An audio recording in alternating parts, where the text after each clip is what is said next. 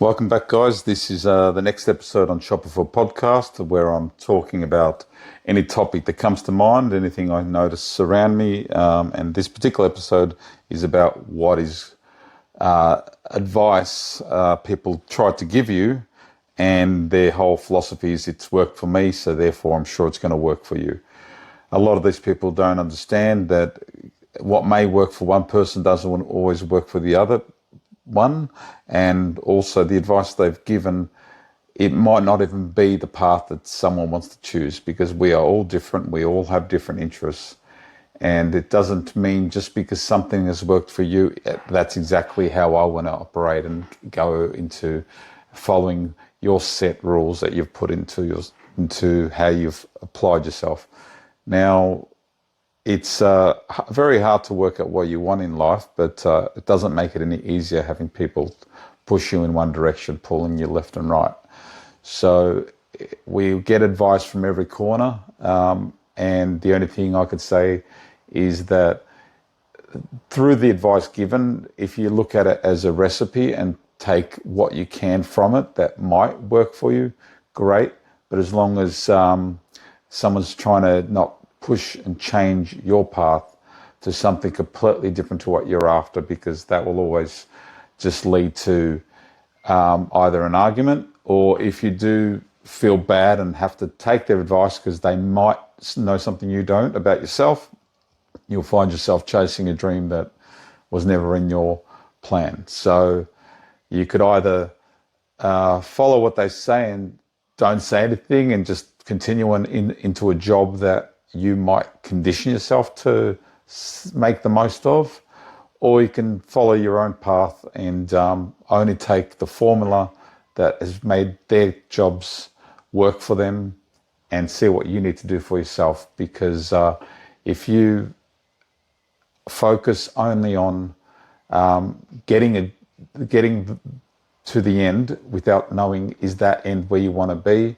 you're going to find yourself regret. Now, that's not something that you can figure out straight away, because sometimes it's until you've completely finished the course or the study or the training that you need to get into that field.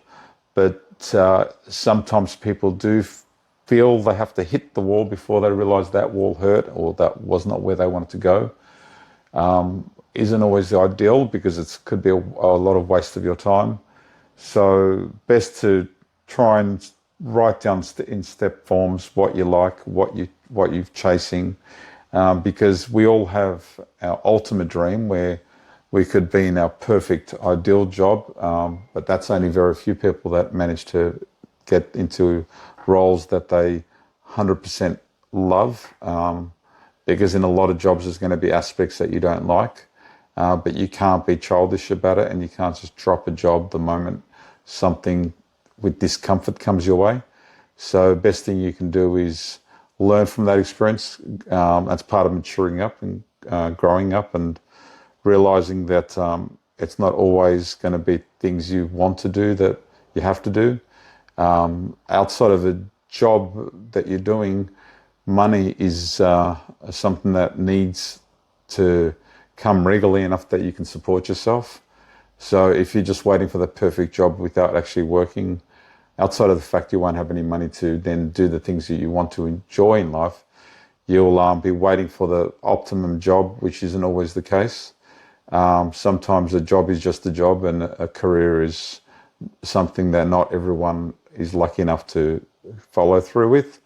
But I do believe that even when you're doing a job, in your spare time, if you can write down steps to follow that part of you that wants to do something different, and maybe you'll be lucky enough to turn your spare time into your job into your career, until you can drop the job and focus on what you would rather be doing as your career. But this can't be done as a quick thing. You need to take your time, process it, and know that every spare time you have that you can dedicate to chasing your career, you can then slowly do as much as you can, and know that at least you put your hard into it, and if it doesn't work out, at least you could treat it like a hobby that you've managed to do the things that you enjoy while you have spare time. Because sometimes if you're in a career that's not exactly the right career, you find that you don't have any free time to those things that you like doing when you're not having to work, when you're left with your free time to do whatever you choose to do. So I would say to those who like to give advice, make sure that advice suits the person. There's no point in telling someone that they can work outdoors if they hate outdoors, or work in front of a computer if they're not a fan of being in an office all day. Hopefully, whatever advice they get, you can take some parts of it and get you close to where you want to be. But you should never shrug off everything they've said, because by doing that, they might have some content that will get you close to where you need to be. So my advice is sometimes not to give advice to people and let them find their pathway. But when they request your help, that's when you should help them. Because if you're trying to give advice and someone's not willing to hear advice, they're not going to take anything you have to say. You could be saying the right thing. You could be saying something that's going to propel them forward.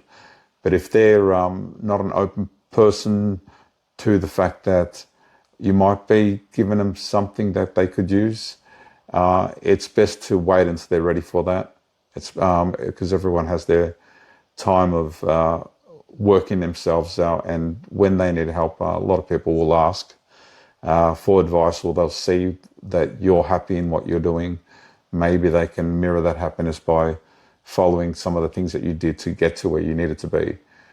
But other times it's best to not give advice, because the moment you push your views on someone else, all they're going to see is that you're saying that what they're doing is wrong, and that you're highlighting that they themselves aren't where they should be, which will, all that will do is make them feel bad, and not to help with anything else you got to say. So I would say keep advice at a bare minimum, and give it mainly when it's asked for.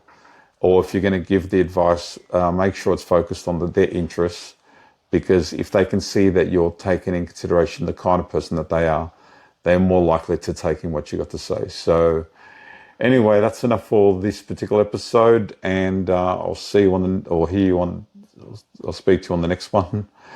And thanks for joining me, and hopefully you're getting something out of this which will broaden your own way of thinking, and to let you know that you're not alone in the way you think.